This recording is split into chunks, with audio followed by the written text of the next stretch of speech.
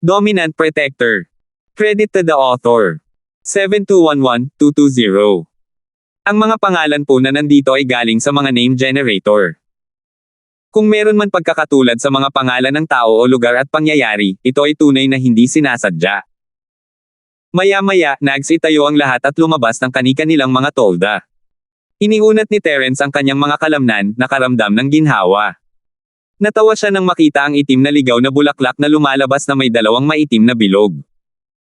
Ate, Elisa, anong nangyayari sa'yo? Malungkot ka. Hindi ka ba nakapahinga ng maayos kagabi? Nagkunwaring walang alam si Terence habang nagtatanong dahil sa pag-aalala. Bata pong si Sima, nakalimutan po ninyo na itim na ligaw na bulaklak ang naka-duty kagabi. Normal lang po na hindi kayo nakapagpahinga ng maayos. Gusto ko sanang magpalitan, pero hindi ko inaasahan na walang gigising sa akin hanggang madaling araw. Pasensya na po talaga, itim na ligaw na bulaklak. Nakangiting tiningnan ni Almira ang itim na ligaw na bulaklak. Hindi niya kinasusuklaman ang itim na ligaw na bulaklak, ngunit hindi rin niya ito nagustuhan, kaya hindi siya nagpigil ng sarili ng magsalita. Sige, Ate Elisa, nagtrabaho ng husto kagabi. Halika, kumain ka pa ng marami at dagdagan ang iyong lakas. Makakabalik tayo sa lungsod ng Lulang ngayon, at makakapagpahinga tayo ng maayos. Napagtanto ni Terence ang nangyari nang tawagin niya ang itim na ligaw na bulaklak para umupo at kumain. Naipamahagi na ni Yuna ang pagkain para sa lahat, at natural na ibinigay kay Terence ang kanyang bahagi nang makaupo ito. Kinuha ito ni Terence at nagsimulang kumain ng walang pag-aalinlangan. Ang kanyang bagong katawan ay napakahina pa rin at nangangailangan ng maraming sustansya, kaya hindi mapili si Terence sa pagkain. Mahilig siyang kumain ng anumang bagay na mabuti para sa kanyang katawan. Natatarantang sumagot ang itim na ligaw na bulaklak. Hindi ito kumain ng marami pagkatapos umupo, at dalawang kagat lang. Ate, Elisa, anong problema mo? Wala ba silang tiyan? Medyo may alam ako sa medisina, gusto mo bang bigyan kita ng diagnosis? Patuloy na inaalala ni Terence ang itim na ligaw na bulaklak, na parang walang nangyari kagabi. Ayos lang ako. Medyo pagod lang ako. Magiging maayos din ang lahat pagkabalik ko sa lungsod ng Lulang at pagkapahinga ko ng maayos. Pinilit ng itim na ligaw na bulaklak ang sarili na manatiling gising at pilit na ngumiti. Oras na para umalis ang lahat. Kung mas maaga tayong bumalik, mas maaga nating matatapos ang ating misyon. Gulong-gulo pa rin ang puso ng itim na wildflower, malalim ang pagkakasangkot sa alitan sa pagitan ni Terence at ng kanyang pamilya. Kung aalisin niya ang elemento ng halaman kay Terence para sa kapakanan ng kanyang pamilya, si Terence ay maaaring maparalisa o mamatay pa kung magtatagumpay siya. Masyadong malala ang kahihinatnan. Kahit napalabas lang ang kagabi, at marahil ay nasa puso ng itim na wildflower, hindi iyon mahalaga. Ang mahalaga ay pagkatapos ng paglalakbay sa madilim na berdeng lambak, naramdaman ng itim na wildflower na sila ni Terence ay magkapareha sa buhay at kamatayan. Hindi akma sa puso niya ang pananaksak sa likod ng isang kapareha. Gayunpaman, ang muling pagkabuhay ng pamilya ay isang hindi maikakailang tungkulin, ang pagsasakripisyo ng isang tagalabas tulad ni Terence para sa pamilya ay tila makatwiran. Parang sesubog na ang ulo niya sa itim na ligaw na bulaklak, at hindi siya makapagdesisyon ng maayos. Wala na siyang magagawa kundi magsinungaling sa sarili at sabihin sa sarili na masyadong malakas si Terence, at mas gugustuhin niyang huwag kumilos ng walang magandang pagkakataon. Hindi napansin ng itim na ligaw na bulaklak, na nahihirapan sa loob, ang mas malalim na kahulugan sa mga mata ni Terence. Nawala na niya ang kanyang orihinal na matalas na pandama sa kanyang malalim na pag-iisip. Sige, mag-impake na tayo at aalis na. Ang target natin ay ang lungsod ng Lulang. Bahagyang ngumiti si Terence habang tumatayo para iligpit ang mga gamit sa tolda. Ganoon din ang ginawa ni Yuna at ng iba pa. Pagkalipas ng ilang minuto, sumakay ang 5 sa kani-kanilang mga kabayong Black Spirit Fergana at sinimulan ang kanilang paglalakbay pabalik sa lungsod ng Lulang. Mag-ingat kayong lahat. Kahit walang umatake sa atin kagabi, hindi ibig sabihin na ligtas tayo ngayon. Mag-ingat kayo. Sabi ni Terence mula sa likuran ng kanyang kabayo bago sumugod palabas. Dapat sana'y naging backup ni Theo ang mga Men in Black kahapon, at pagkatapos silang matalo ni Terrence, wala nang ekspertong susunod sa kanila sa malapit na hinaharap, kaya naman nakakapagpahinga siya ng maayos kagabi. Gayunpaman, bukod sa mga nasa panig ni Theo, aaring may iba pang mga kapangyarihan na naghahangad ng mga itim na kristal na ilusyonaryo. Bago sila bumalik sa lungsod ng Luleng, maaaring tambangan pa sila ng ilang beses. Mabuti na lang at hindi masyadong nag-alala si Terrence. Dahil sa kasalukuyang paggaling ng kanyang espiritu, hanggat hindi ito isang grupo ng mga masters na mas mataas sa orihinal na antas, hindi siya mapapahamak. Gaya ng inaasahan, nakasalubong nila ang isang grupo ng 15 magnanakaw sa daan. Medyo arrogant sila noong una, binubuli ang panig ni Terrence dahil mas kaunti ang kanilang mga tao, ngunit wala nang iba kundi ang bilang. Wala kahit isang Golden Core stage martial artist, kaya hindi na nagpakita si Terrence. Kakaunti pa lamang ang ipinakitang lakas ni Yuna, at agad na bumagsak sa takot ang 15 kataong koponan. Sa loob ng mga hangganan ng lungsod ng Luleng, ang mga martial artists sa yugto ng Golden Core ay mga Panginoon na, lalo na si Yuna, na nasa tugatog ng huling yugto ng Golden Core at kalahating hakbang na sa perpektong yugto ng Golden Core. Matapos ang maliit na insidenteng ito, mas naging maayos ang paglalakbay. Marahil ay kumalat na ang balita, at kahit na may nakasalubong silang ibang grupo sa daan, nakita pa rin nila ang grupo ni Terrence mula sa malayo at agad na tumakbo palayo. Nakatipid ito sa kanila ng maraming abala. Kung tungkol naman sa mga humahabol sa panig ni Theo, hindi sila lumitaw gaya ng inaasahan ni Terrence. Maaaring may ilan na nakatakas, ngunit hindi sapat ang kanilang lakas para takutin si Terrence, kaya hindi sila pumunta para manggulo. Pagbalik nila sa lungsod ng Luleng, bago pa man sila makapasok sa tarangkahan ng lungsod, isinama na ni Yunbao ang kanyang mga tauhan para salubungin sila. How, Kuya Sima. Romal. Hindi ko inaasahan na babalik ka ng ganito kaga. Naghanda na ako ng welcome party para sa iyo, Terrena. Tumawa si Yunbao habang tumatakbo palapit kay Terrence para salubungin, mukhang gusto niya ng mahigpit na yakap. Pero hindi siya naglakas loob na gumawa ng anumang padalos-dalos, lumipat siya sa normal na pagsulot gamit ang kamao at ikinawit ang braso sa balikat ni Terrence. Kuya Jin, paano mo nalaman na babalik ako? O araw-araw ba akong hinihintay ni Kuya Jin sa gate ng lungsod? Talagang nabibighani ang nakababatang kapatid na ito sa iyong kabutihan. Maganda ang impresyon ni Terrence kay Yunbao, at nakipagbiro pa nga ito sa kanya. Hahaha, Kuya Sima, ang galing mo talagang magbiro. Gusto ko sanang pumunta sa gate ng lungsod araw-araw at hintayin ka, pero sa kasamaang palad, wala akong gaanong oras. Hindi naman talaga mapagpanggap si Yunbao. Tumawa siya at sinabing, matagal nang nakarating sa lungsod ng Luleng ang balita ng pagbabalik ni Kuya Sima. Narinig ko rin ang balita at tinansya kong oras na para pumunta rito para salubungin ka. Ganito pala. Naipadala na ba ang balita ng ating pagbabalik? Hindi ko inaasahan na ganito karami ang susunod sa atin. Napaangat ang mga labi ni Terrence at nagmukhang mapang-uyam. Kung ito ay isang taong walang kaugnayan sa kanya, sino ang magbibigay ng espesyal na atensyon sa kanilang kinaroroonan at magpapadala ng impormasyon pabalik sa lungsod ng Luleng? Tila ba ang daming tao sa lungsod ng Luleng na may mga disenyo sa mga ito? Kuya Sima, ano pa bang pag-uusapan dyan tungkol sa mga nakakainis na maliliit na bagay na yan? Terren at kumain na. Kung may sasabihin ka, mag-usap tayo habang kumakain. Likas kay Yunbao Jin ang pakikipaglapit sa mga tao, at pagkatapos ng ilang beses na pakikisama kay Terrence, para na silang matandang magkaibigan ng mahigit 10 taon. Hindi niya itinuring si Terrence na isang tagalabas habang inakbayan niya si Terrence at naglakad papasok sa lungsod. 7,212. Mas maliit lang talaga si Yunbao Jin kaysa kay Terrence, at nakakatawa ang mga kinikilos niya mula sa likuran. Pinipigilan ni na Yuna at ng iba pa ang sarili, pero si Yunbao Jin mismo ay walang naramdaman. Kuya Sima, ang galing mo talaga ngayon. Nanghihinayang talaga ako na hindi ako makakasama sayo. Sayang naman. Mula sa kaibuturan ng kanyang puso si Yunbao Jin, hindi niya sinusubukang purihin si Terrence. Kung may magandang bagay sa susunod, kapatid na Sima, isama mo ako. Siyempre. Kaya kung kalimutan ng kahit sino maliban sa iyo, Kuya Jin. Nakangiting sabi ni Terence.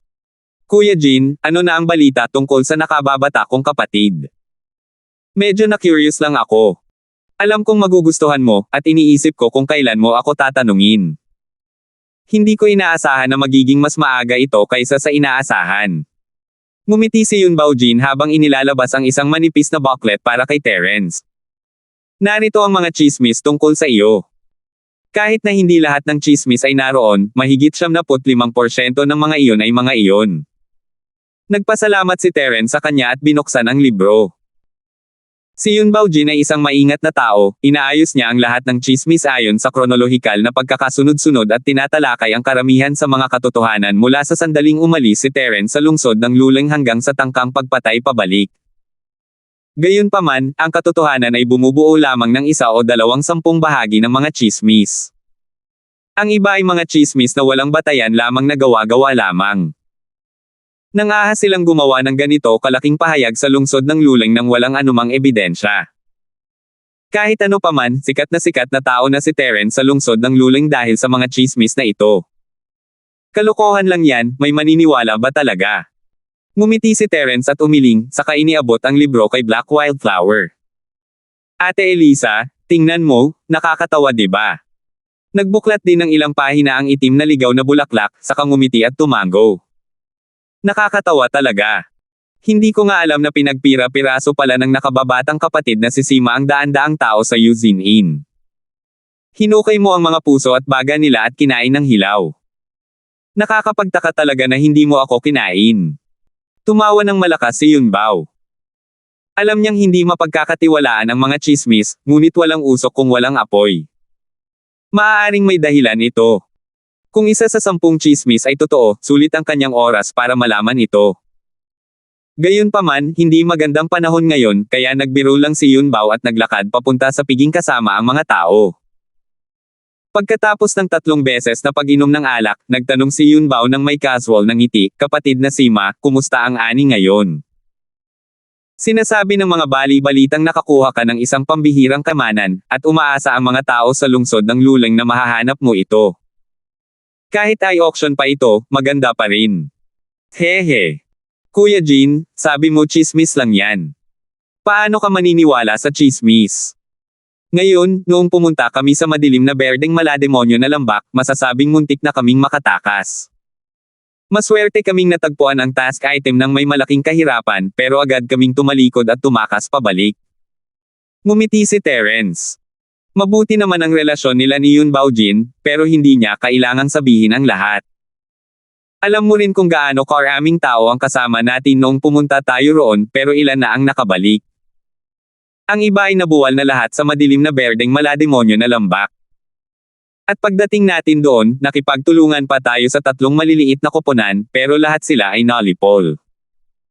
Ang 3 pangkat ay tumutukoy kina Sanzo, Chin Iyang, at Sinjen. Walang masama doon. Komplikado lang talaga ang sitwasyon, at hindi kasing simple ng inaakala ni Terence. Siyempre, walang plano si Terence na ipaliwanag ito ng detalyado kay Yun Baojin. Napakaraming tao ang namatay. Ang madilim na berdeng malademonyo na lambak ay tunay ngang isang mapanganib na lugar. Kapatid na Sima, mabuti at nakabalik ka ng ligtas.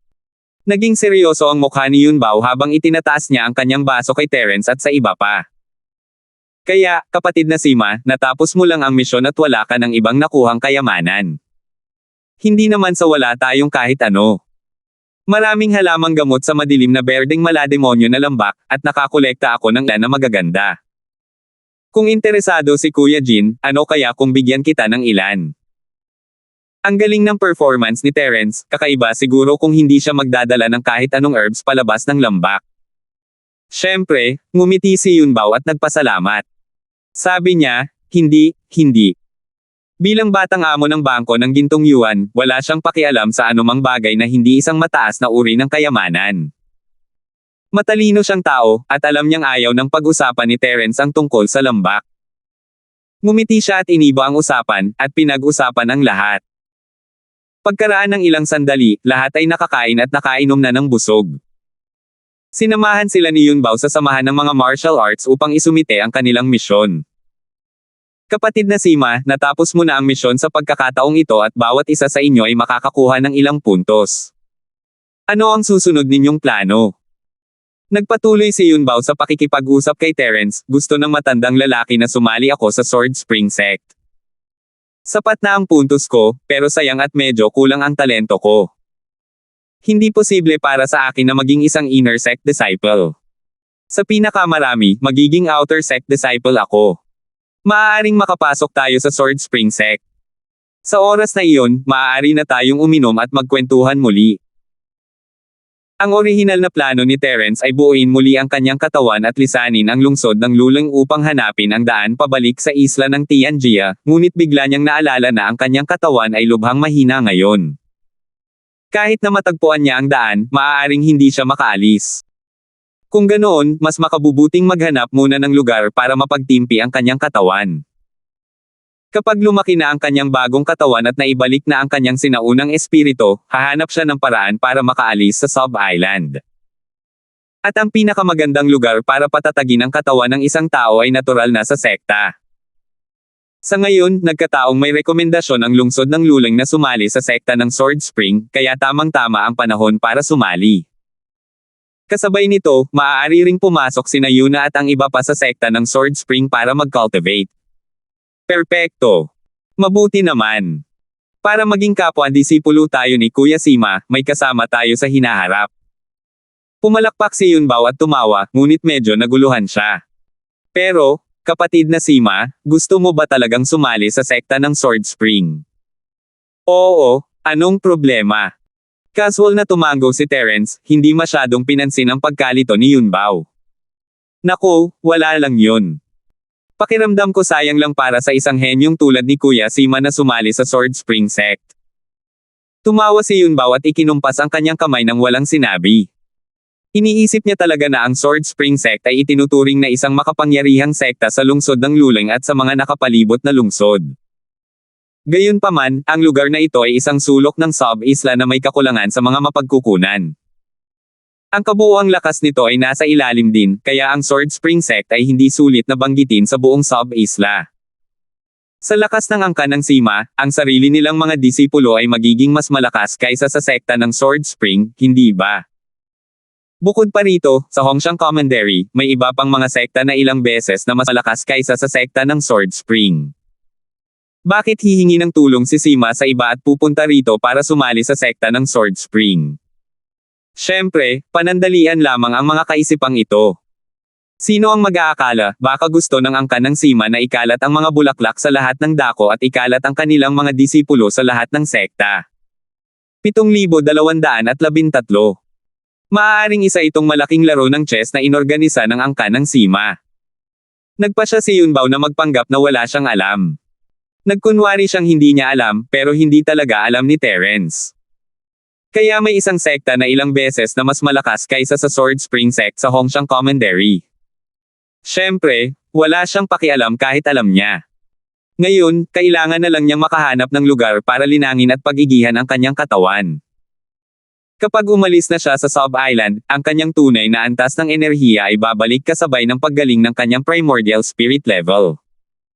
Gayunpaman, ang lakas ng kanyang katawan ay kailangan pa ring unti-unting patatagin upang bumuti. Ang Sub-Island ang pinakamagandang lugar para sanayin ang kanyang katawan, at wala itong naging epekto kay Terence kung siya man ay miyembro ng Spring Sword Sect o hindi. Bagamat ang antas ng kamalayan ay maaaring mag-upgrade sa antas ng pisikal na katawan ng magkasama sa napakaliit na mundo, iyon ay dahil ang pisikal na katawan at ang sinaunang espiritu ay magkaugnay. Pero ngayon, tuluyan nang nagbago ang katawan ni Terence. Sa huli, kailangan niya itong i-level up sa parehong antas gaya ng dati, saka lang niya ito ma-level up gamit ang kanyang espiritu. Habang nag-uusap sila, ang grupo ng mga tao ay nakarating na sa Warriors Guild.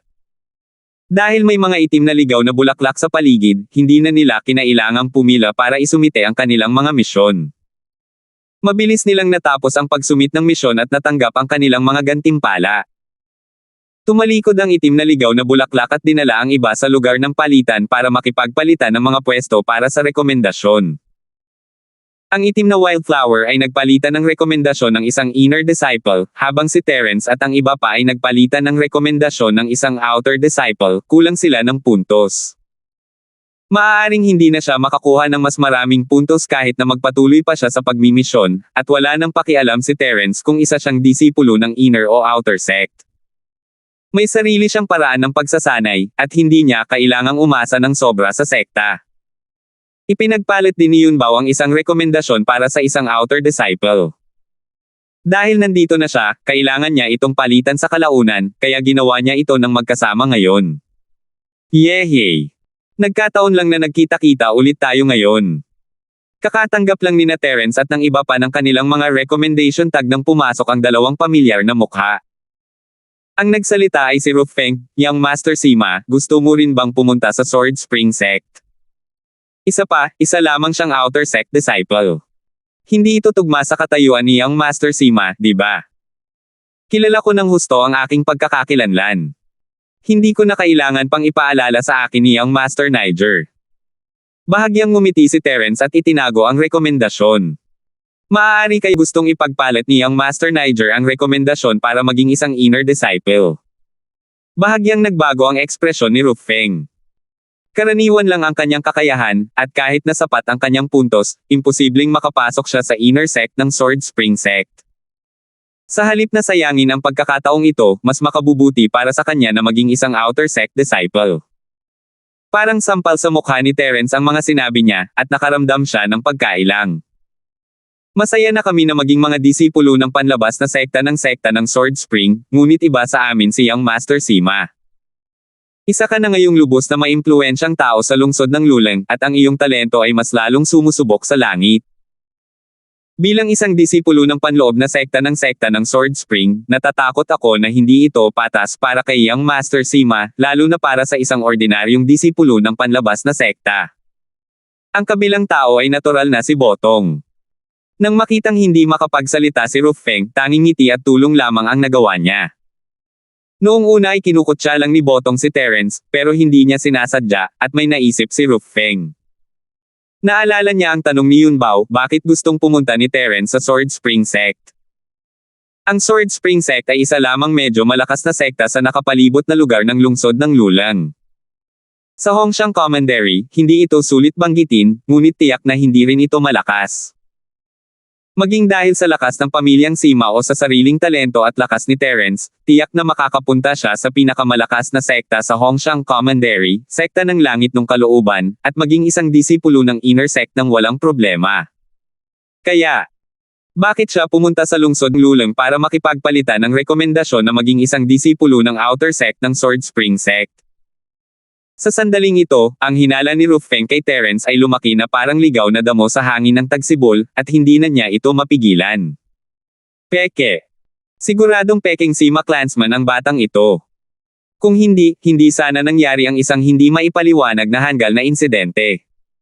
Panginoon ng batang lungsod na si Lo. Sekta ng kalooban ng langit. Mabilis na hinayla ni Rufeng ang manggas ni Botong at bumulong sa tainga nito, ang angkan ng Sima. Gamit lamang ang dalawang pangunahing salita, naunawaan ni Botong ang ibig sabihin ni Rufeng. Nag-isip siya ng ilang sandali at naramdaman niyang lubhang kainahinala ito. Bahagyang kumaibot ang mga tainga ni Terence. Hindi niya kailangang gamitin ang kanyang spirit sense. Sa sobrang lapit, sapat na ang sensitibidad ng kanyang mga tainga para marinig ang bulong ni Rufeng. Ano ba yung sekta ng langit ng kalooban? Ano ang kinalaman nito sa angkan ng Sima? Napangiti ng mapait si Terence sa sarili. Wala siyang masyadong alam tungkol sa sub-isla. Marami siyang natutunan mula sa mga pag-uusap nila ni Yuna at ng iba pa, pero tiyak na may ilang hindi nababanggit. Halimbawa, lumitaw ang hindi malamang sitwasyon. Sa tingin mo ba ay may pakialam ang batang Panginoong ito kung anong sekta ang papasukin ko? Hanggat nandito ako, isa itong napakahusay na sekta.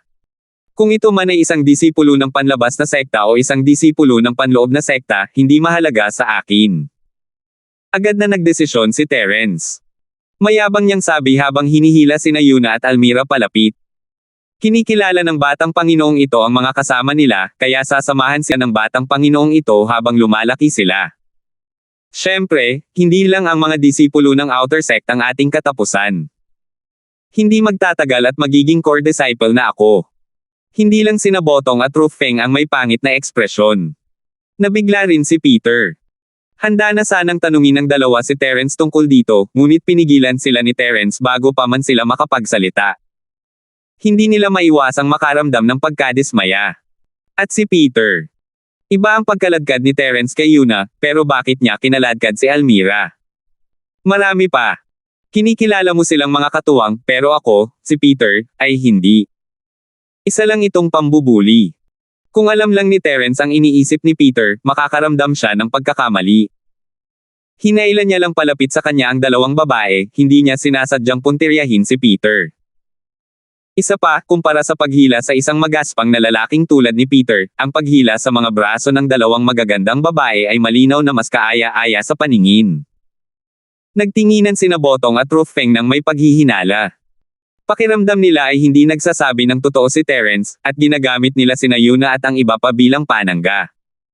Naghihinala pa rin sila kay Terence. Tutal, sina Yuna at ang iba pa ay mga tagasunod lamang ni Terence sa panlabas na anyo, sino ang magsasakripisyo ng kanilang kinabukasan para sa isang tagasunod. Kahit na gusto nilang magsama-sama, hindi ba't mas madaling alagaan ang mga tagasunod na ito kung sila ay magiging mga panloob na disipulo kaysa sa mga panlabas na disipulo? Ganito pala. Si Young Master Sima ay talagang napakahusay na tao. Hahaha. Tumawa ng tuyo si Botong at naramdaman niyang hindi na kailangang ituloy ang pag-uusap na ito kay Terence. Mas mabuting humanap na lang ng ibang pagkakataon para imbestigahan ito ng palihim. Matapos makipagpalitan ng rekomendasyon kay Rufeng, ikinuyom niya ang kanyang mga kamay kay Terence at sa iba pa, aalis muna ako. Magkikita tayo ulit kapag sumali na tayo sa kompetisyon ng sekta. Kung nais ng isang tao na sumali sa Sword Spring Sect, hindi ito kasing simple ng pagkuha ng rekomendasyon. Kailangan pa ring dumaan sa isang pagtatasa. Tanging ang mga nakapasa lamang ang maaaring makapasok sa sect. Ito ang paligsahan ng sect na binanggit ni Botong. 7,214. Ang oras ng pagtatasa ay itinakda isang buwan pagkatapos. Sa panahong ito, malayang makakagalaw ang isa, ngunit kailangan siyang humarap sa araw ng pagtatasa. Kung hindi, ituturing itong forfeit. Pagkatapos umalis ni Botong at Rufeng, ang ilan sa kanila ay umalis din sa unyon ng mga mandirigma. Yumuko si Yuna at namula. Naniwala siya sa mga sinabi ni Terence at naramdaman niyang talagang sumali ito sa sekta bilang isang outer disciple para samahan siya. Naniniwala rin dito ang itim na ligaw na bulaklak. Nakita niya mismo kung paano nabaliw si Terence dahil sa pagkamatay ni Yuna, na ikinamatay ng maraming Golden Core Cultivator kabilang ang batang Panginoon ng lungsod ng Xuanwu, si Theo, at dinala si Yuna sa madilim na berdeng lambak upang buhayin siya. Kaya hindi naman nakakapagtaka na sinabi ni Terence na para kay Yuna iyon. Para naman kay Almira, nakita niya itong extra, at syempre, hindi niya isinasantabi ang posibilidad na gusto ni Terence na kunin ang pareho. Sa pag-iisip nito, medyo nagalit ang itim na ligaw na bulaklak. Muntik na niya itong habarin at pinapante sa kanyang kama, pero hindi niya ito kinain. Hindi kaya mas malala pa siya kaysa sa dalawang batang babaeng ito. Kalokohan lang talaga to. Ate, Elisa, plano mo bang manatili sa lungsod ng Lulang o bumalik sa iyong Warrior Inn? Pagkatapos umalis sa guild, bumaling si Terence sa itim na wildflower. Kung hindi ka babalik, bakit hindi ka manatili sa amin? Iniisip lang ni Black Wildflower kung paano siya mas mababa kaysa kina Yuna at Almira, kaya natural lang na hindi siya maganda ang mood. Sumanghel siya at sinabing, kailangan ko pa ring bumalik at magayos, kaya maghihiwalay na tayo rito. Pagkatapos niyang magsalita, ikinuyom niya ang kanyang mga kamay at tumalikod para umalis. Ang kanyang pagiging determinado ay ikinagulat ni Yuna at ng iba pa. Anong problema sa itim na wildflower? Dapat ay matuwa siya na natapos niya ang misyon at nakatanggap ng rekomendasyon. Bakit parang masama ang loob niya? Bulong ni Yuna sa mahinang boses, o hindi niya alam kung paano natin siya nasaktan. Napangiti ng mapait si Terence. Walang kinalaman sina Yuna at ang iba pa rito, pero malamang dahil sa kanya, o baka iniisip pa rin ng itim na wildflower ang elemento ng halaman. Hindi niya alam na mali pala ang hula niya sa pagkakataong ito. Masama ang loob ng itim na wildflower dahil kina Yuna at Almira. Pakiramdam niya ay hindi siya maihahambing sa kanilang dalawa sa paningin ni Terence. Bulag siguro siya. Ayos lang. Baka nagkataon lang na nabangga natin ang ilang araw na masama ang loob niya. Huwag na natin siyang pansinin at maghanap muna tayo ng matutuluyan. Pagkatapos, magliwaliw tayo sa lungsod ng lulang. Nakangiting ikinumpas ni Terence ang kanyang kamay at hinanap silang tatlo ng matutuluyan. May isang buwan pa bago magsimula ang pagsusulit, kaya marami siyang libreng oras. Nang sumunod na panahon, isinama ni Terence silang tatlo sa paligid ng lungsod ng lulang, kumakain, umiinom, at nagsasaya kahit saan. May mga pagkakataon din na sila ay nagmatigas at nag-aaway. Sa simula, sina Almira at Peter ay nasa bingit na ng isang tagumpay. Pagkatapos ng isang panahon ng pagpapakain, sa wakas ay maayos silang nakasulong. Si Yuna ay nakasulong din ng isang hakbang pa sa landas ng perpektong gininto ang kaharian, halos maabot ang antas ng perpektong gininto ang kaharian. Malinaw na lumakas ang koponan, at ang katawan ni Terence ay bumuti rin ng malaki sa ilalim ng sustansya ng karne ng Dark Spirit Beast at ng Internal Peel. Nasa tugatog na siya ngayon ng kalagitnaan ng yugto ng Foundation. Nagsisimula na lang talagang tumindi ang hirap ng pagpapatuloy ng pagpapatigas. Hindi na niya kayang dagdagan ang lakas niya ng ganito kabilis. Kasabay nito, ang essence spirit ni Terence ay hindi gaanong umusad. Mas pinatatag at pinatibay lamang nito ang kanyang essence spirit, ngunit hindi ito tumaas ang antas. Pero natuklasan ni Terence na ang elemento ng halaman ay lubhang kapaki-pakinabang, ito ay lubos na nakapagpapalusog sa espiritu. Kapag umalis na siya sa sub-isla, maaaring mas maging kapaki-pakinabang pa ito. Sa kabilang panig, bumalik ang itim na ligaw na bulaklak pagkalipas ng 10 araw, ngunit hindi niya hinanap sina Terence at ang iba pa. Nakahanap siya ng matutuluyan. Ang may ekspertong inilabas niya ay nalipol lahat, kaya ang lakas ng mandirigmang in ay lubhang nabawasan. Pagkatapos bumalik sa pagkakataong ito, direktang ibinente ng itim na wildflower ang in. Gayunpaman, ang kanyang layunin ay makapasok sa sekta ng Sword Spring, kaya hindi na niya kailangan ang in dito. Tungkol naman sa utos ng kanyang pamilya na gumawa ng hakbang, pinigilan din sila ng mga itim na wildflower, gamit ang dahilan na si Terence ay kumikilos ng may mataas na profile sa lungsod ng lulang, at hindi madaling gumawa ng hakbang. Kaya naman, kinailangan nilang maghintay hanggang sa makapasok sila sa Sword Spring Sect bago sila makakilos. Sa ganoong saradong kapaligiran, maaaring hindi alam ng angkan ng Sima ang nangyari. Lumipas ang oras sa tila kalmadong mga araw. Ngayon ang pangalawang huling araw ng isang buwang yugto. Kinabukasan, ang mga taong tumanggap sa rekomendasyon ng sekta sa lungsod ng lulang ay sama-samang isasama upang lumahok sa pagtatasa ng sekta ng Sword Spring Sect. Gayunpaman, sa araw na ito, isang malaking kaganapan ang naganap sa lungsod ng lulang. Ninakawan ng pamilya Niger. Sinasabing nabuksan ang imbakan ng kayamanan at hindi mabilang na kayamanan sa loob ang ninakaw. Kaya naman, muling sumailalim sa batas militar ang buong lungsod ng lulang. Nagsanib puwersa ang mga tao mula sa Lord's Manor ng lungsod at ang pamilya Niger upang halughugin ang buong lungsod. Mas malala pa ang insidenteng ito kaysa sa pagnanakaw ng vault sa mataas na plataporma ng fighting arena, kaya mas matindi pa ang paghahanap. Talagang malas ang mga maharlika ng Niger na nanakaw ang kanilang kabangyaman. Iniisip ko kung gaano karaming kayamanan ang nawala natin. Kumakain si Terence sa isang delicacies restaurant nang marinig niya ang balita, at hindi niya napigil ang matawa nang makita ang mga sundalong nagmamadaling bumalik at bumalik. Tila ang pamilyang Niger ang nasa likod ng labanan. Noong huling beses na ninakaw ang kanilang kabangyaman, malaki na ang kanilang natamo. Sino ang mag-aakala na ang panloob na kabangyaman pala ito ng pamilyang Niger sa pagkakataong ito? Gayunpaman, si Terence ang lumaban sa arena, kaya hindi nila alam kung sino ang bayani sa pagkakataong ito. Matapos magkaroon ng bangkay si Terence, halos imposibleng makapasok siya ng palihim sa pamilya Niger at magnakaw mula sa kabangyaman ng walang nakakaalam. Nagtataka siya kung sino ang may gawa nito. Karapat-dapat lang sa kanya yan.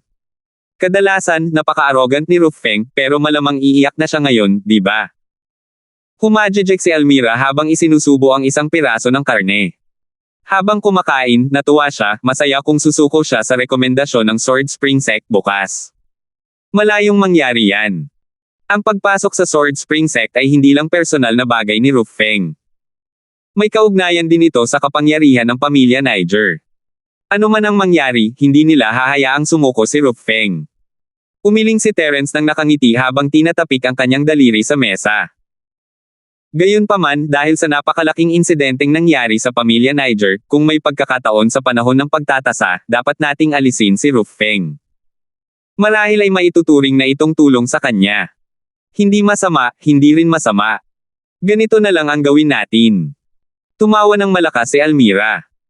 Pakiramdam niya ay lubhang kawili-wili ang bagay na ito, at napakataas ng posibilidad na magtagumpay. Hindi pa kasama rito ang lakas ni Yuna, Almira at Peter na nasa tuktok na ng larangan ng pagtatayo ng pundasyon. Hindi magiging problema para sa kanila na supulan si Rupfeng. Isa pa, naroon din si Terence, kahit ang mga Golden Core Cultivator ay malilipol, lalo na ang mga Foundation Cultivator. Tumigil na nga kayo sa pagsasalita. May ninakawan ng bahay, tapos nandito pa kayo at sinasabing gusto nyo siyang patayin. Hindi ba't napakasama naman yan? Pinutol ni Yuna ang pag-uusap ni Terence at Almira nang nakangiti at tumingin sa kalye sa labas. Ang ingay ngayon ay napakalaki. Hindi ko alam kung masasangkot ang mga inosente. Maraming mambabasa ang humihingi ng personal na impormasyon sa pakikipag-ugnayan ng batang isda, kaya't ayanunsyo natin ito. Ang username ay Yeren830,819 at mababasa mo ang pang-araw-araw na galaw ng batang isda. 7,215. Tuwing may ganitong malaking pangyayari, maraming tao sa lungsod ng Lulang ang nahuhuli. Gaya ng kasabihan, mas mabuting patayin ang maling tao kaysa palayain siya. Matagal nang sanay si Yuna dito. Halimbawa, ang kaso ng pagnanakaw ng vault sa High Platform Fighting Arena. Bagamat hindi ito naayos sa huli, maraming tao rin sa lungsod ng Lulang ang naaresto. May mga taong muling nakakita ng liwanag kalaunan, habang ang iba naman ay nawala sa mundo, at wala nang nakakita sa kanila muli. Sa anumang kaso, hindi tayo masasangkot, kaya hayaan na lang sila. Sumanghel si Peter at nagkusa na magsalita, kapag umalis na tayo papunta sa Sword Spring Sect bukas, wala tayong gagawin sa mga maharlika ng Niger na guluhin ang lungsod ng Lulang. Baka hindi ka nga makapasok sa Sword Spring Sect. Sa tingin mo ba peke ang assessment? Gustong-gusto na ni Almira na asarin si Peter ngayon. Alam na niya ang iniisip ni Peter, ngunit sa kasamaang palad, ayaw niya itong tanggapin. Kaya naman, paminsan-minsan ay sinasampal niya ito. Baka matanggal ka pa. Kapag bumalik ka sa lungsod ng Lulang, gagamitin kang punching bag ng pamilya Niger. Little Almira, lalo ka nang nagiging hindi maaasahan. Nasa pinakamataas na antas na ang lakas ni Jisheng sa yugto ng pagtatatag ng pundasyon. Hindi malaking problema para sa kanya ang makapasa sa pagtatasa. Paano siya matatanggal? Kung matatanggal siya, malamang hindi ka rin tatakbo. Hindi nakipagtalo si Almira kay Yuna. Humarap siya kay Terence at iniba ang usapan, at mabilis na nakalimutan ang nangyari. Pagkatapos nilang kumain, isinama ni Terence ang tatlo para mamasyal sa restoran. Madilim na sa labas, kaya bumalik sila sa bahay tuluyan. Napansin ni Terence na maraming taong walang kakilala sa labas ng bahay tuluyan, ang matandang lalaki na nagtitinda ng pancake, ang scholar na nagtitinda ng kaligrapya, ang matandang babae na nagtitinda ng itlog, at iba pa. Karaniwang hindi lumilitaw ang mga taong ito sa paligid, dahil ang napiling ni Terence ay nasa mataas na dulo, at nasa mataong lugar ito. Hindi pinapayagan ang mga ganitong stall sa magkabilang gilid ng kalye. Pero ngayon, lahat ng uri ng maliliit na tindero ay sumulpot. Para siyang multo kung sasabihin niyang ayos lang siya. Rommel, mukhang nakatitig sa atin ang mga taong ito. Napansin din ni Almira na may mali. Lumapit siya kay Terence at bumulong, tingnan mo, nagkukunwari silang hindi tayo pinapanood, pero paminsan-minsan ay sinusulyapan nila tayo. May mali siguro. Sister Almira, huwag kang makialam. Nakita rin ni Yuna ang problema, ngunit dahil walang sinabi si Terence, hindi siya nagkomento, normal lang sa mga tao na maglatag ng lambat at mag-imbestiga kapag may nangyari sa mga maharlika ng Niger. Kailangan lang nating alagaan ang ating mga sarili. Bahagyang tumango si Terence. Pakiramdam niya ay may mali, ngunit wala siyang masyadong pakialam dito. Kung tutuusin, wala siyang kinalaman sa pagnanakaw ng pamilya Niger. Sa lungsod ng Lulang, malamang na hindi maglalakas loob ang pamilya Niger na lantaran na kalabanan ang isang Sima clansman na tulad niya, tama ba? Hindi pinansin ni Terence ang mga mata ng nasa labas ng bahay tuluyan at ibinalik ang tatlo sa bahay tuluyan, magpahinga kayong lahat. Bukas na tayo aalis para sa pagsusuri. Sa pamamagitan lamang ng pagpapahinga natin maipapakita ang ating lakas. Alam ko. Dapat ka ring magpahinga. Naiinip na ikinumpas ni Almira ang kanyang kamay at bumulong, lalo ka nang nagiging makulit. Para kang matandang babae. Hindi napigilan ni Terence ang mapangiti. Wala siyang ganang makipagtalo kay Almira. Ikinumpas niya ang kanyang kamay at pumasok sa kanyang silid. Kakisarang-sara pa lang ni Terence ng pinto nang bigla niyang makita ang isang parihabang kahon na kasing laki ng 3 palad na lumitaw sa yulunan ng kama. Ano iyon? Bakit bigla siyang sumulpat sa may yulunan ng kama? Labis na nagulat si Terence, sigurado siyang bigla na lang lumitaw ang kahon. Wala pa nga ito roon nang pumasok siya, pero lumitaw ito nang sandaling isara niya ang pinto. Sa lakas ng kanyang kasalukuyang divine sense, hindi niya talaga matuklasan ang pinagdaanan ng kahon. Hindi talaga ito kayang isipin. Kumislap ang katawan ni Terence at lumitaw siya sa tabi ng kama, kinuha ang kahon. Hindi siya na-alerto ng Jade Space, ibig sabihin ay hindi naman banta ang kahon mismo. Binuklat niya ang kahon, hindi ito gawa sa ginto o jade, pero medyo matibay ang material. May kandado naman ito, kaya hindi na kinailangang gumamit ng puwersa si Terence para buksan ito. Binuksan ni Terence ang kahon at nakita ang isang puting aklat na gawa sa jade sa loob. Isang anino ang lumitaw sa unang pahina, at ang pinaka-nakakapukaw ng pansin ay isang kumikislap na pulang tuldok na may nakasulat na, Luling City, sa gilid. Agad na naunawaan ni Terence ang hawak niya, isa itong mapa ng Sub Island sa pamamagitan lamang ng pagtingin sa lupain sa paligid ng lungsod ng Lulang.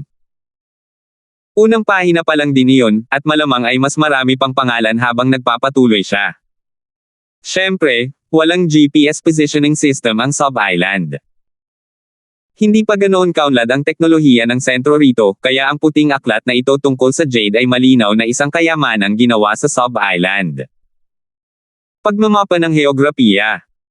Naalala ni Terence na nabanggit ni Yunbao na ang pamilya Niger ay mayroong kayamanan na tulad nito, nakadetalye rito ang lahat ng lokasyon at lupain ng sub-isla, kabilang ang ilang mga lambak na walang pangalan.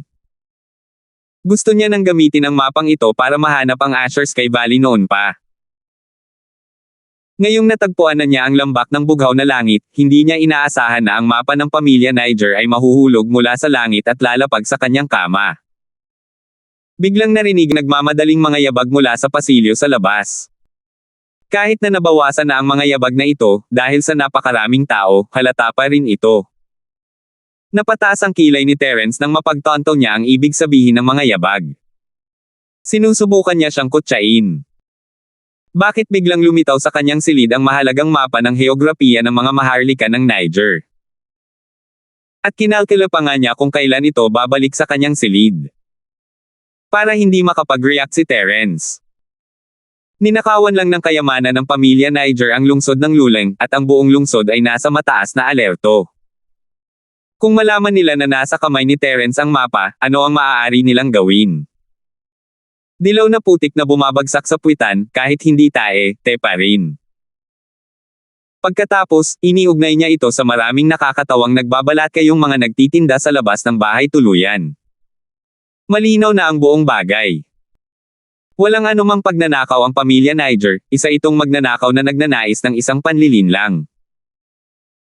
Ang layunin ay pasabugan ang sitwasyon at ibintang kay Terence, para wala siyang pagkakataong baligtarin ang sitwasyon. Halos perpekto ang plano ng kalaban pagdating sa tiyempo. Sigurado si Terence na kahit buksan niya ang bintana at ihagis ang mapa, may magmamasid pa rin sa kanya mula sa labas. Basta't papasok siya sa kanyang silid, kahit saan siya lumabas, tiyak na haharanggan siya. Kung tungkol naman sa mapa, hindi niya maisip na ipadala o itago ito. Sa kasamaang palad, hindi alam ng taga-disenyo na si Terence ay may kayamanan tulad ng espasyo ng Jade. Bakit kailangang ibasura ang sistema ng mapa geographical? Natural lang, kinailangan tanggapin ni Terence ang isang Reg Along dumating mismo sa kanyang pintuan. Malamig na ngumiti si Terence habang itinatabi ang mapa. Maganda ang pagkakagawin nito, pwede niya itong pag-aralan kapag may oras siya. 7,216. Matapos isara ang kahon at ipadala ito sa espasyo ng Jade, marahas na sinipa ang pinto ng kwarto ni Terence, at sumugod ang 12 tao. Sino kayo? Ano ang balak ninyo sa pagpasok ng padalos-dalos sa kwarto ko? Maaari kayang lumala na ang seguridad ng publiko sa lungsod ng Lulang sa ganitong kalagayan. Hindi pinansin ni Terence ang pinto habang pinagpag niya ang kanyang mga manggas at umupo sa tabi ng coffee table, nagsali ng isang baso ng malamig na tubig para sa sarili. Sabihin mo sa akin, gusto mo ba akong pagnakawan o dukutin? Malaya ako, kaya ayos lang sa akin na makipaglaro sa iyo. Bata Panginoong Sima, tama ba? Ako ang commander ng mga gwardya ng lungsod ng Lulang. Nakatanggap ako ng ulat na ang pangunahing salarin sa pagnanakaw ng pamilya Niger ay nandito, kaya't patawarin mo ako kung mayroon man akong nagawang masama sa iyo. Ang pinuno ay isang matipunong lalaking nakasuot ng baluti at makapal ang balbas. Mukha siyang napakalakas. Bukod dito, ang lakas ng kabilang partido ay umabot na rin sa tugatog ng maagang gininto ang yugto ng core. Maituturing siyang isang mahusay na eksperto. Gayunpaman, isa lamang siyang eksperto sa saklaw ng lungsod ng Lulang. Kailan ba naging responsibilidad ng mga gwardya ng lungsod ang pagnanakaw sa lungsod ng Lulang? Hindi ba't parang isang patrol team ito? Tiningnan ni Terence ang may balbas na commander mula sa gilid ng kanyang mga mata at malamig na tumawa sa loob-loob niya. Wala akong pakialam sa mga panloob mong gawain. Gusto ko lang malaman kung sino ang nagsabi sa iyo na ang pangunahing salarin ng pagnanakaw ay kasama ko, o sa tingin mo ba ako ang pangunahing salarin? Naging matalim ang mga mata ni Terence sa huling pangungusap, ipinapakita ang pagmamalaki ng isang marangal na batang Panginoon. Madaling maramdaman ng mga tao na kapag naglakas loob kang saktan ako, papatayin kita. Bago pa matapos ni Terence ang kanyang sasabihin, narinig ni Yuna at ng dalawa pa ang kaguluhan at sumugod sila palapit. Pilit nilang pinaghiwalay ang mga gwardya ng lungsod at tumayo sa magkabilang gilid ni Terence, nakatitig sa mga gwardya ng lungsod ng may puot, na parang bubunutin nila ang kanilang mga espada sa kaunting hindi pagkakasundo. Pakiramdam ng commander na malaki ang balbas ay nawala na siya ng puri. Mas marami siyang nasasakupan kaysa sa kabilang panig, ngunit hindi niya man lang sila mapigilan. Nakakahiya talaga. Binatang Panginoong Sima, kailangan ko lang maghanap pagkatapos kong matanggap ang impormasyon. Kung totoo man ito o hindi, malalaman ko pagkatapos kong maghanap. Kung mayroon man akong nasaktan sa iyo, hihingi ako ng paumanhin sa iyo pagdating ng panahon. Bahagyang lumambot ang saloobin ng commander na may malaking balbas, ngunit iginiit pa rin niya, ngayon, hayaan na nating maghanap ang mga kapatid ng opisyal na ito. Mabuti rin na mabilis na maibalik ang kawalang kasalanan ng batang Panginoong si Sima. Sino ang maglalakas loob? Tumigil! Sigaw ni Yuna sa mahinang boses. Ang kanyang matatalim na mata ay tumingin sa mga sundalong bantay ng lungsod na handang kumilos. Ang kanyang mabangis na aura ay talagang nagparamdam ng kilabot sa mga sundalo, at agad silang natigilan. Anong problema? Gusto mo bang lumaban sa batas? Batang Panginoon Sima, ipinapayo ko sa iyo na makipagtulungan. Labis na hindi nasisiyahan ang may balbas na commander sa kanyang mga nasasakupan. Takot pa nga sila sa isang babae. Pakikitunguhan niya sila pagbalik nila. Itong tinatawag na commander, wala kang ebidensya, pero sumugod ka pa at sinabing gusto mong halughugin ang kwarto ng young master na ito. Sino ka ba sa tingin mo? Paano mo nagawang pagsalitaan ang young master na ito ng ganito? Hinampis ni Terence ang mesa, nanlamig ang mukha. Kung hahayaan ka ng batang Panginoong ito na maghanap, may pusa o aso ba na makakapasok sa kwarto ng batang Panginoong ito at maghahanap? Agad na nawala ng sasabihin ang may balbas na commander. Tunay ngang hindi mapapawalang sala ang bagay na ito. Gayunpaman, sa pagkakataong ito, 70 hindi na sila, dapat sabihin na 100% silang sigurado. Tiyak na makakahanap sila ng ebidensya, kaya walang problema sa kanilang matigas na saloobin. Habang lumalaban si Terence, lalo siyang nakokonsensya. Kaya naman, sandaling bumulong sa sarili ang commander na may malaking balbas, saka determinadong nagsabi, pasensya na, batang Panginoon Sima. Ano man ang mangyari, hahalughugin ko ang kwarto mo ngayon. Pasensya na sa pagkakasakit ko. Pagkatapos niya, ikinumpas niya ang kanyang kamay at sumigaw, maghanap. Sumangayon ang mga gwardya ng lungsod sa likod ng may balbas na commander at itinaas ang kanilang mga sandata, handang sumulong. Nakabunot ang scimitar ni Yuna, at isang kislap ng liwanag na kasing linaw ng tubig sa taglagas ang lumitaw, na gumuhit ng tuwid na linya sa ilalim ng mga paa ng taong nasa harap ng bantay ng lungsod. Mamamatay ang mga tatawid sa linya. Kung hindi kayo naniniwala sa akin, pwede kayong umakyat at subukan. Napakalamig ng ekspresyon ni Yuna, at hindi may kakaila ang intensyong pumatay sa mga mata niya.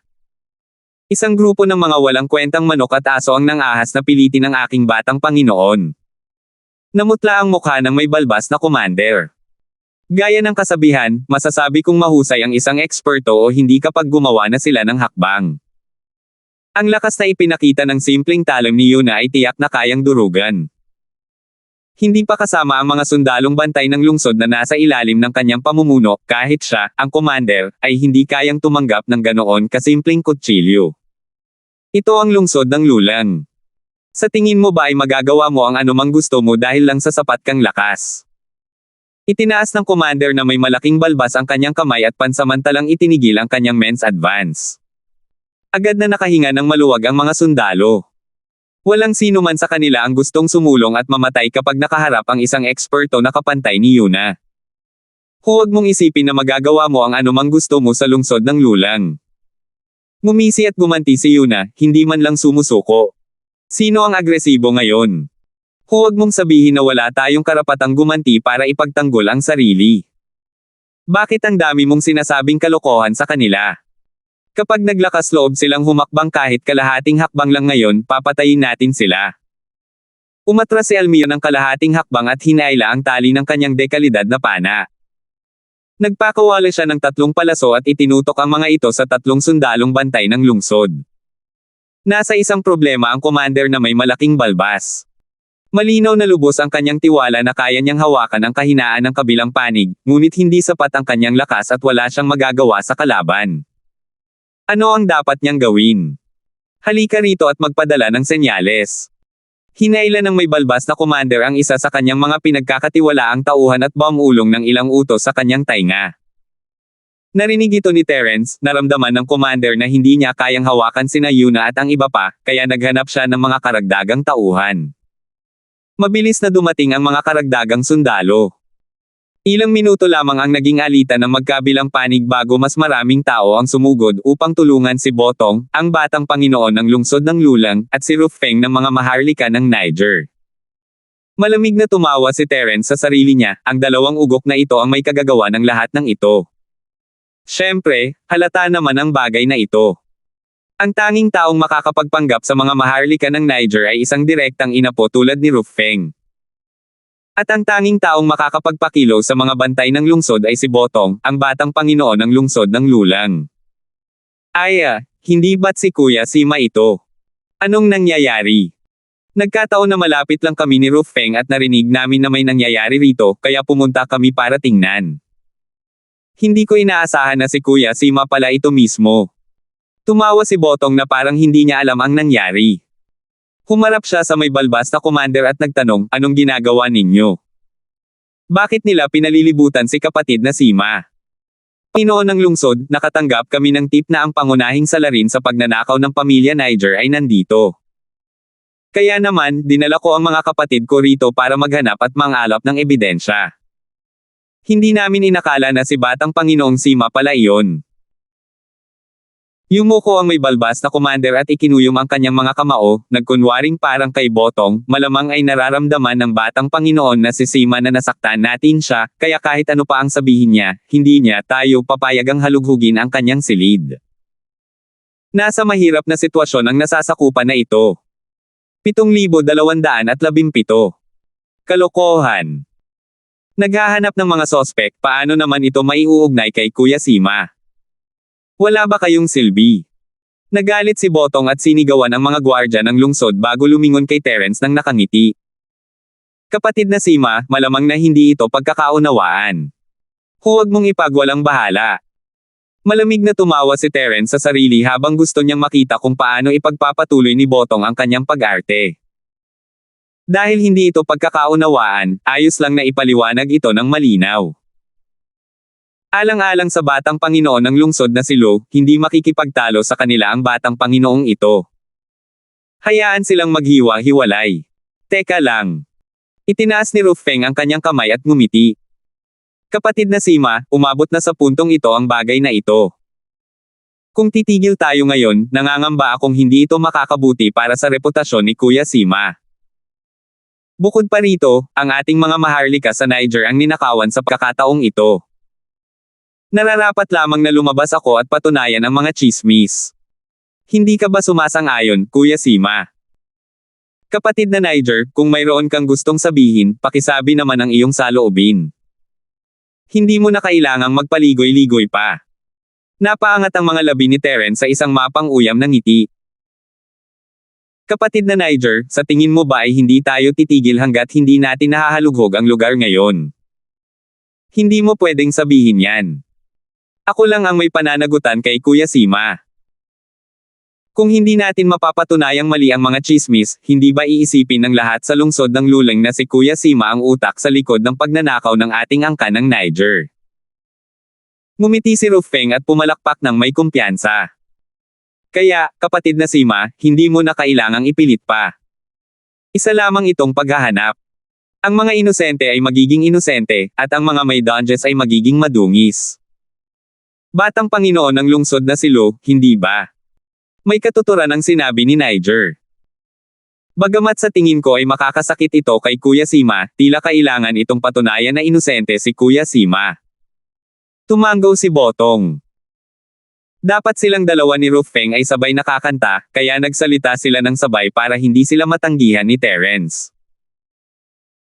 Kung hindi dahil sa presensya ni Yuna, isang ekspertong malapit sa perpektong Golden Core Realm, hindi na nila kailangang magsabi ng napakaraming kalokohan at direktang gagamit ng puwersa. Tutal, buong tiwala naman sila sa paghahanap ng ebidensya. Napag-usapan na, ang lakas ni Yuna ay talagang hindi inaasahan. Alam nilang hindi pa nga nararating ni Yuna ang perpektong Foundation Establishment Realm. Hindi nila inaasahan na tatawid siya sa isang malaking realm pagkatapos lang ng isang biyahe. Talagang hindi ka panipaniwala. Ayo, bakit ang buhay na buhay dito ngayon? Anong palabas ang pinapalabas mo? Bago pa man makapagsalita si Terence, narinig niya ang boses ni Yun Baojin mula sa labas ng pinto. Hindi alam ni Terence kung bakit nandito ang bata, at pinaghihinalaan pa niya na may kinalaman dito si Yun Baojin. Gayunpaman, kung ibabatay sa relasyon ni Yunbao, Botong, at Rufeng, medyo maliit ang posibilidad na sila ay kasangkot. Mas malamang na nagkataon lamang na nagkita sila. Kapatid na Sima, anong nangyayari? Sino ang tinatakot mo gamit ang ganito kalaking porma sayon? Itinulak ni Yun Baojin ang mga gwardya ng lungsod kasama ang kanyang dalawang gwardya at nagmalaking pumasok, nakatayo sa tabi ni Terence. Kapatid, hindi ka basta-basta masungit sa lungsod ng Lulang. Sino man ang gustong mangapi sa amin gamit ang numero, subukan mo.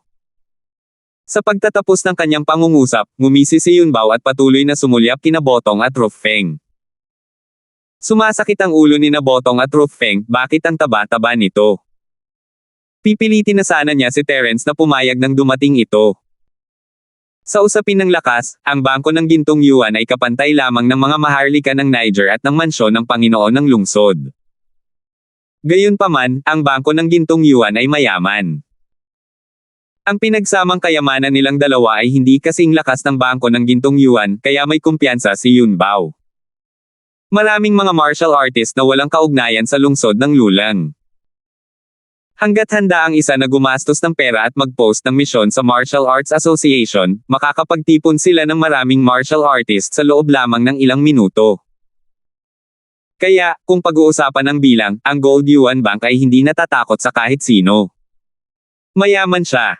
May tao. Yunbao, anong ginagawa mo rito? Iniimbestigahan namin ang kaso ng pagnanakaw ng pamilya Niger ngayon. Maaari ka bang may kinalaman dito? Kumunat ang noo ni Rufeng at naiinip na tumingin kay Yunbao. Sa tingin mo ba ay mapayapa ang Bangko ng Gintong Yuan at ang mga maharlika ng Niger, kaya gusto mong magsimula ng digmaan? Kung ang kaso ng pagnanakaw ng kayamanan ng pamilya Niger ay talagang may kaugnayan sa bangko ng gintong yuan, ang dalawang pamilya ay nasa sitwasyon kung saan lalaban sila hanggang kamatayan. Sa panahong iyon, ang buong lungsod ng Luling ay sangkot, at ang mga alyado ng magkabilang panig ay hindi uupo lamang at manood. Kung sila ay lalaban, mahirap sabihin kung ano ang magiging lungsod ng Lulang.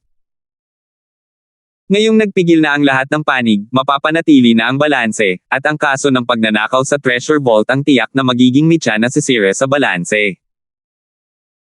Kahit alam ng mga maharlika ng Niger na isa lamang itong komedya na sila mismo ang nagdirek, wala silang ibang magawa kundi gawin ito para sa kanilang reputasyon kung sakaling may kinalaman ang bangko ng gintong yuan.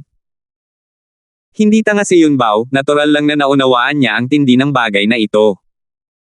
Agad siyang humikab at sinabing, hindi ko talaga matiis ang pagmumukha mo, Rufeng.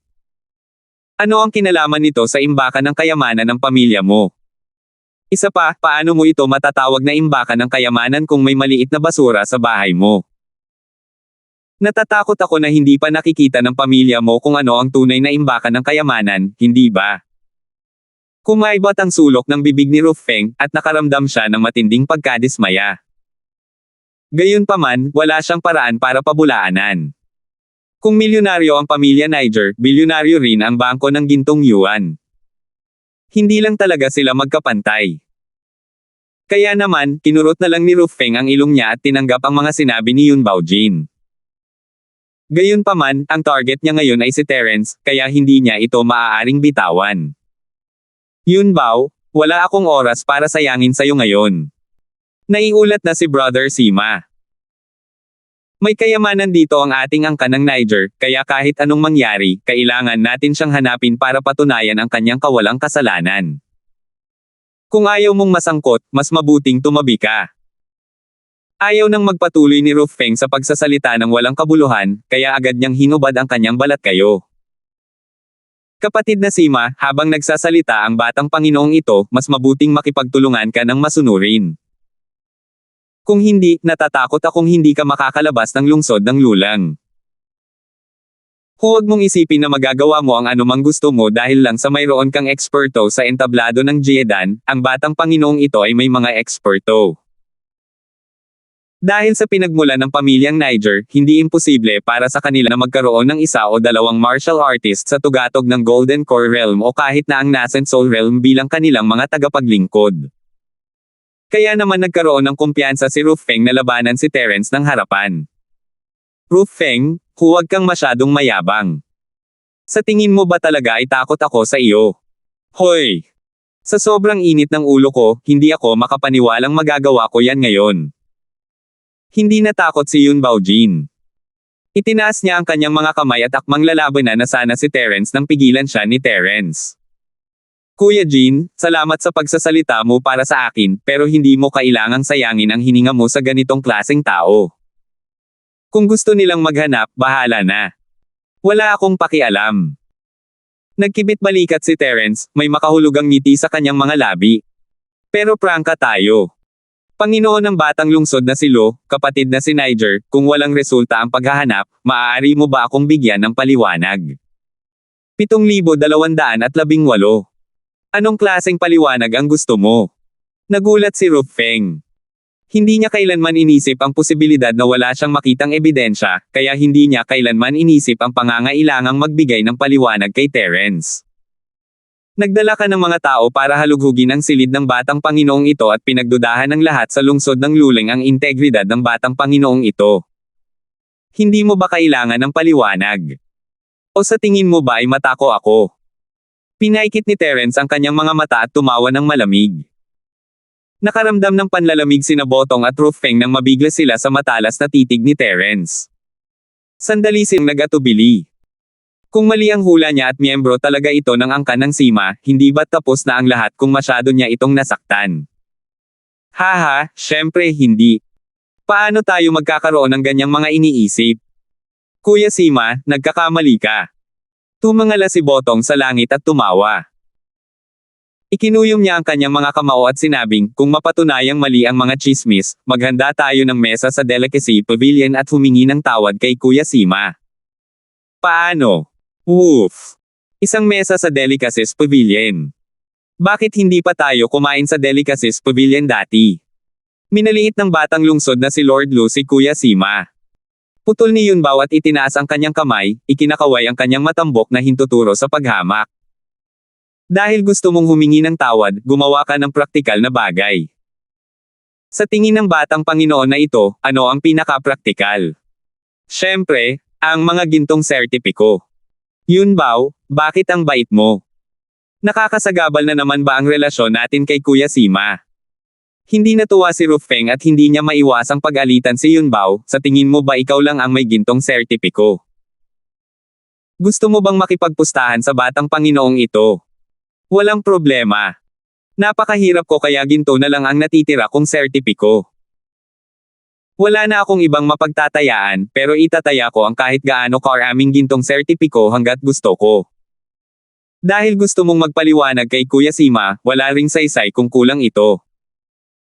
Gayunpaman, sa palagay ko ay hindi ka rin maaaring kumuha ng sobra. 100,000. Mangangahas ka ba? Tinapik ni Yunbao ang kanyang dibdib at matapang na tumawa, kung hindi mo kayang kumuha ng 100,000, hindi kita pipilitin. Maaari kang kumuha ng kahit gaano mo kagusto, kahit pa kasama ang mga baryang tanso sa iyong bulsa. Naging pangit ang ekspresyon ni Rufeng. Bagamat kadalasan ay marami siyang baon, imposibleng makapaglabas siya ng ganito kalaking halaga. Pero sa pag-aakalang may sarili ng mapa ang kwarto ni Terence, siguradong panalo ang pastahan na ito, at nag-alab ang kanyang puso sa matinding pagmamahal. 100,000. Sa ganitong halaga ng pera, makakabili pa siya ng ilang piraso ng dekalidad na kagamitan. Gayunpaman, walang pera si Rufeng. Kung gusto ni Yunbao na makita agad ang taya, magiging mahirap ito. Kaya naman, sumulyap siya kay Botong bago pumayag. Tumanggaw si Botong ng bahagya. Ganoon din ang naisip niya, at alam niyang walang ganoong kalaking pera si Rufeng. Kaya naman, ipinahayag niya na makikipagsanib puwersa siya kay Rufeng. Kapag nanalo sila sa pastahan, malaking halaga rin iyon. Bakit hindi? Makikipagpustahan sa iyo ang batang Panginoon na ito. Sa tulong ni Botong, agad na nagdesisyon si Rufeng, hanggat walang makitang anuman ang paghahanap, gagamit ang batang Panginoong ito ng mga gintong sertipiko para magbayad ng 100,000 kay Sima. Isipin mo na lang na humingi ka ng tawad sa insidente ngayon. Kung may makita kang anuman, ikaw, Yunbao, ay mawawala ng 100,000 dolyar sa batang Panginoong ito. Tama ba? Tama, iyon ang sinabi niya. Hindi ako sigurado kung kaya mong tumaya ng 100,000 dolyar. Tumanggaw si Yunbao sa kasiyahan. Dahil gusto mong tumaya, ipakita mo muna sa akin ang kapital. Naisip ni Rufeng, gaya ng inaasahan. Mabuti na lang at hindi ako gaanong nakakaunawa kay Botong. Kung hindi, magmumukha akong tanga sa round na ito. Kung gusto mong ilabas yan, ilabas mo. Ikaw muna. Bulalas ni Rufeng at mabilis na tumingin kay Botong. Mabilis na natapos ng dalawa ang palitan ng salita sa likuran nila. Nang maramdaman ang makapal na tumpok ng mga gintong barya sa kanilang mga kamay, agad na nakahinga ng maluwag si Rufeng. 100,000 lang naman, ano ba ang problema? Mauna na itong young master. Tumikim si Yunbao at inihampas ang isang tumpok ng mga gintong sertipiko sa mesa. Gusto mo bang umorder? 100,000. Hindi mo na kailangang magbilang, mapagkakatiwalaan pa rin kita dito. Nagkunwaring mapagbigay si Rufeng at naglagay ng isang tumpok ng mga sertipiko ng ginto sa tabi ng kay Yunbao. 100,000. Gusto mo bang magbilang? Humagalpak ng tawa si Yunbao at hindi na nag-abalang sayangin ang hininga niya kay Rufeng. Kuya Jin, ang laki ng tiwala mo sa akin. Paano kung may makita talaga silang ebidensya? Nagtatakang tumingin si Terence kay Yunbao. Jin, hindi maliit na halaga ang 100,000. Kahit mayaman ang bangko, hindi pa si Yunbao Jin ang may-ari nito noon. Hindi niya magagamit ang pera ayon sa gusto niya, kaya sinuportahan niya si Terence nang hindi nagtatanong ng dahilan. Labis na naantig si Terence. Kapatid na Sima, alam na alam ko kung anong klaseng tao ka. Paano ka naman magiging interesado sa mga kasuklam-suklam na bagay na yan ng pamilya Niger? Kahit ibigay pa nila sa'yo ang mga yan, natatakot akong wala kang pakialam. Kung talaga may nakita silang ebidensya, walang duda, isa itong Tukana. Casual na ikinumpas ni Yunbao ang kanyang kamay, ngunit ang sinabi niya ay nagpaitim sa mukha ni na Botong at Ruff Feng. Bakit wala nang ganitong kakayahang magsabi ng totoo si Yunbao dati?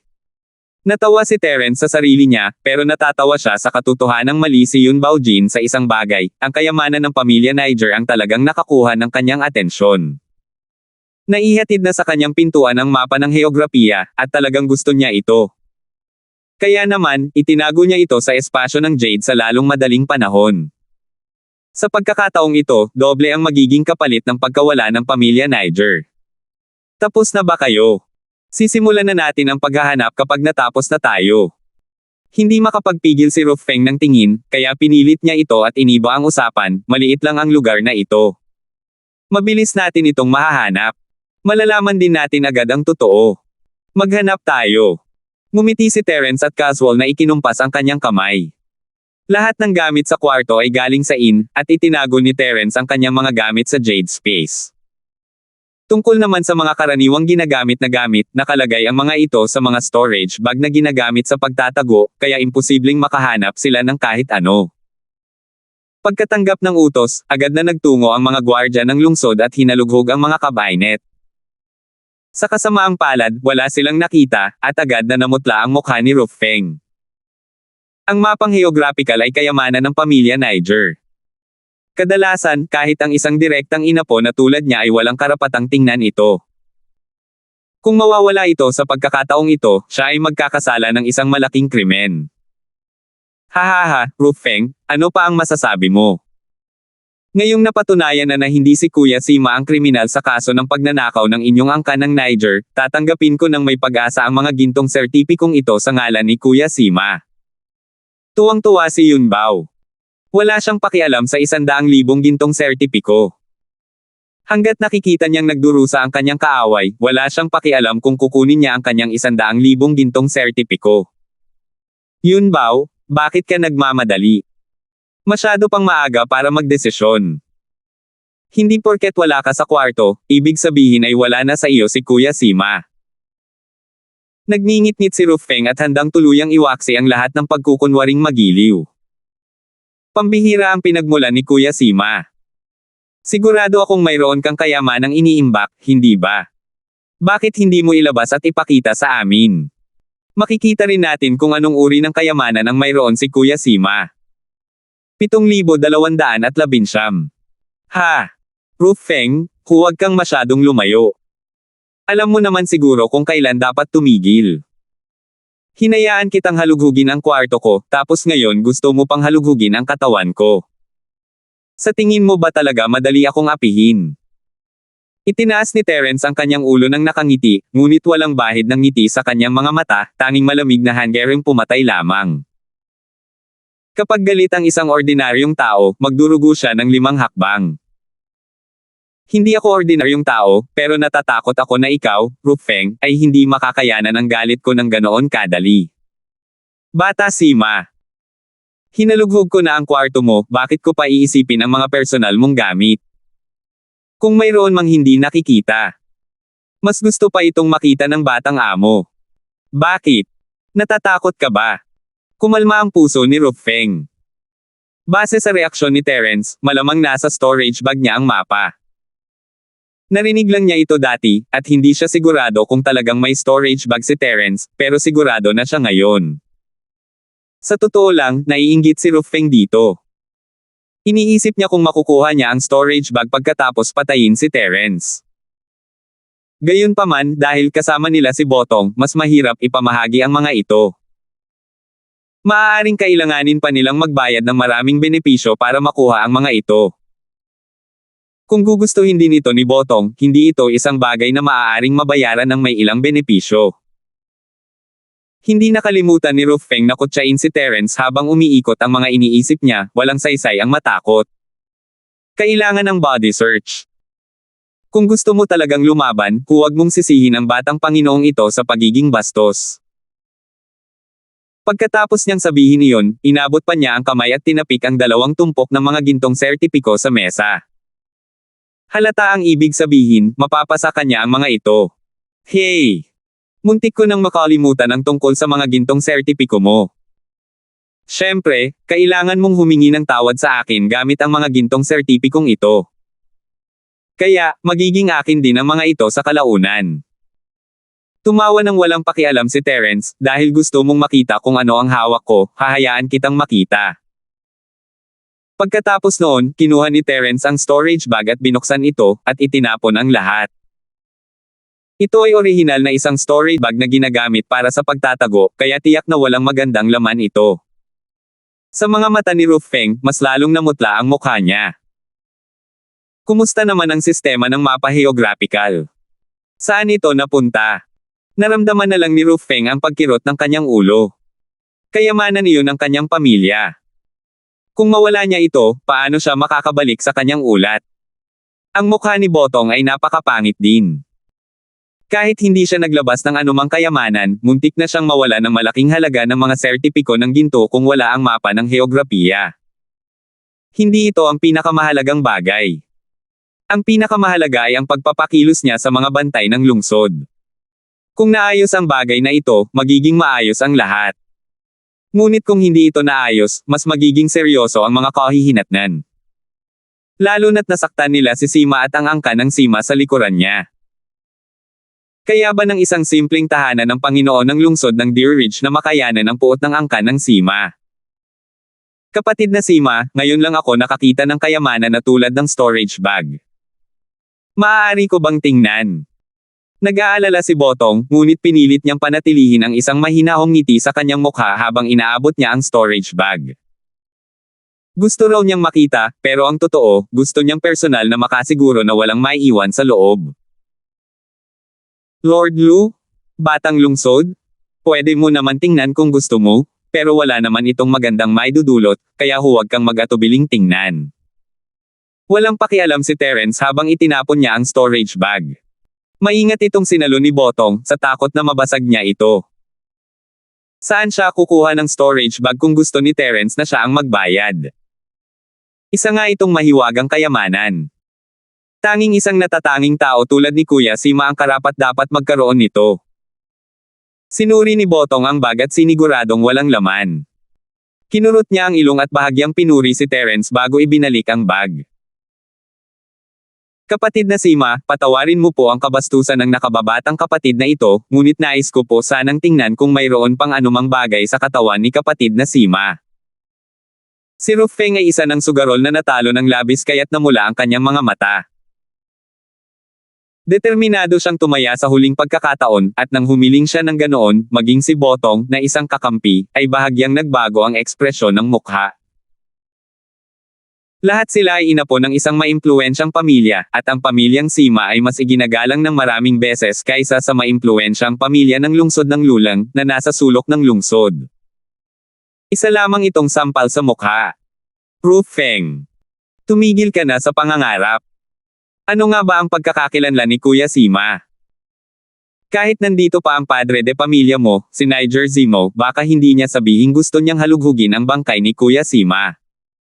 Sino ka ba sa akala mo? Agad na sumabog si Yunbao at halos tumalon ng 3 talampakan ang taas. Itinuro niya ang ilong ni Ruth Feng at nagmura. Wala nang ibang pagpipilian si Ruth Feng. Nasa mahirap na sitwasyon siya, at hindi niya basta-basta masasabing wala na ang mapa ng heograpiya.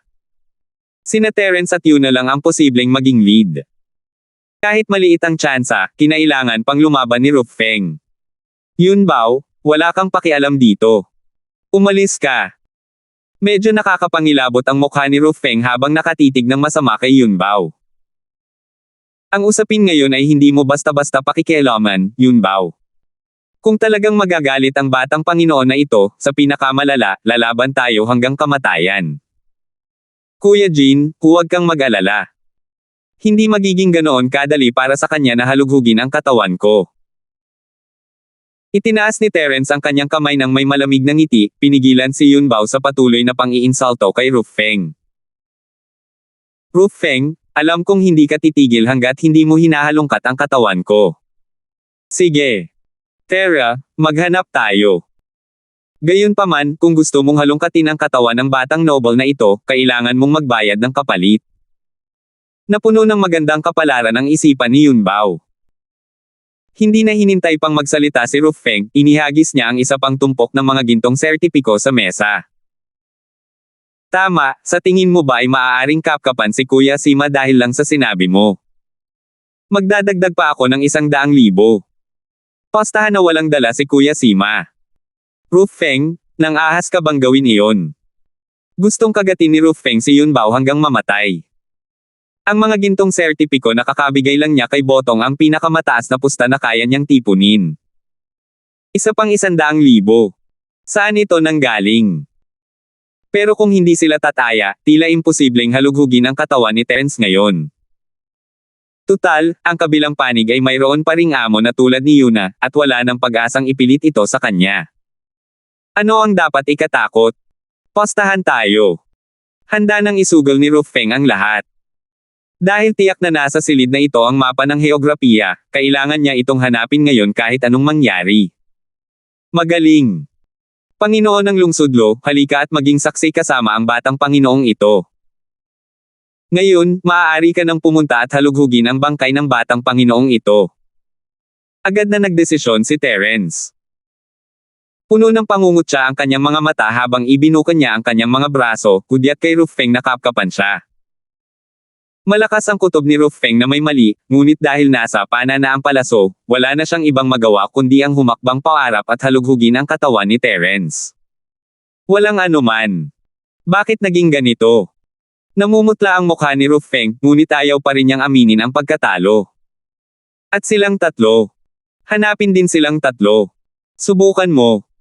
Puno ng hangering pumatay ang mga mata ni Yuna. Isa na siyang nangungunang eksperto sa mga Golden Core Stage Cultivator, kaya paano niya hahayaang hawakan siya ng isang mabahong lalaki tulad ni Rufeng? 7,220. Hanggat maglalakas loob si Rufeng na iunat ang kanyang kamay, maglalakas loob din ang scimitar ni Yuna na putulin ang kanyang kamay. Tama na. Niger. Tumigil ka na. Sumigaw si Botong sa mahinang boses na walang ekspresyon ang mukha at umiling kay Rufeng. Bilang natauhan si Rufeng. Ang ibig sabihin ni Botong ay tiyak na wala sa mapa ng heograpiya sina Yuna at ang dalawa pa. Tiyak na nabaliw siya kaya nakalimutan niya ito. Ipinadala niya ang mapa sa kwarto ni Terence sa tamang oras, at sina Yuna at ang dalawa pa ay dumating lamang kalaunan upang harapin ang mga gwardya ng lungsod.